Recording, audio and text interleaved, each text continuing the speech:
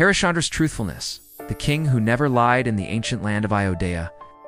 Long before modern kingdoms and empires arose, there lived a king whose name was spoken with awe. King Harishchandra was known not for his power or wealth, but for something far rarer, his absolute truthfulness. Harishchandra was a descendant of the great solar dynasty Surya Vansha, the same lineage from which Lord Rama would later be born.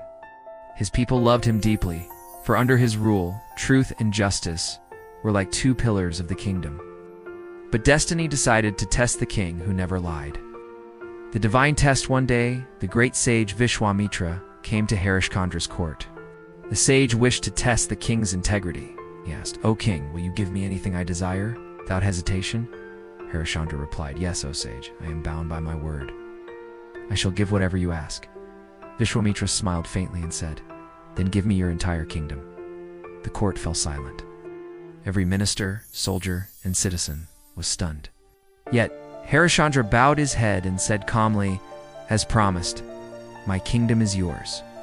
He removed his crown, gave his royal robes to the sage, and left the palace with his wife, Taramati, and son Rohitashva, carrying nothing but his faith and truth. A life of struggle. Vishwamitra, however, was not done.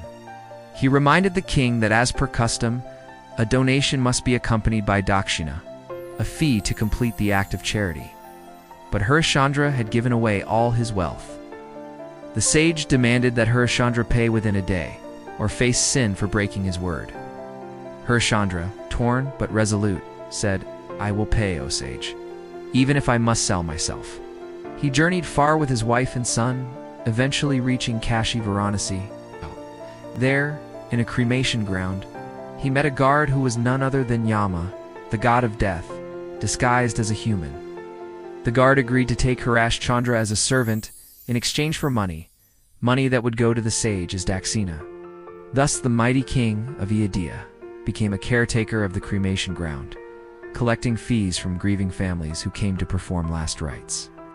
His wife Taramati sold herself to a wealthy Brahmin as a servant to survive, while their son Rohitashva served as a helper in the household. The darkest night one evening, fate struck again. Their only son Rohitashva was bitten by a snake and died. Taramati carried the lifeless body to the cremation ground where her husband worked, her tears falling like rain.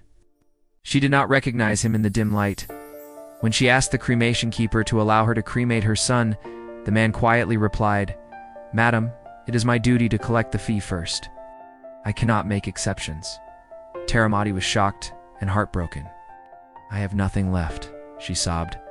Then Harishchandra, seeing her pain, revealed himself. The two embraced in tears, realizing the cruel twist of fate. Yet even then, Harishchandra said, "Dharma must stand above emotion. My duty is to speak truth and obey law. Even when my own heart breaks." He prepared to light his son's pyre with trembling hands. Divine revelation. Just as he was about to do so, a thunderous light filled the sky. The gods descended. Vishwamitra, Yama, and Indra appeared before the grieving couple. Vishwamitra spoke. "O King Harishchandra, your truth has triumphed. You never wavered, even when life crushed you. Your word is pure as light." Rise. For this was a divine test. With a gentle touch, the gods restored Rohitashva to life. They blessed Harishchandra, saying, "You shall reign once more, not as a mere king, but as a symbol of eternal truth." Harishchandra and his family were restored to Ayodhya, where he ruled again with even greater wisdom and compassion. His story became a timeless reminder that truth is the highest virtue, even greater than life itself. Moral of the story: 1. Truth never dies. It shines even in darkness. 2. A person of integrity may suffer, but never falls. 3. Faith and honesty are greater than riches or power. 4. When we stay true to our word, even the divine stands beside us.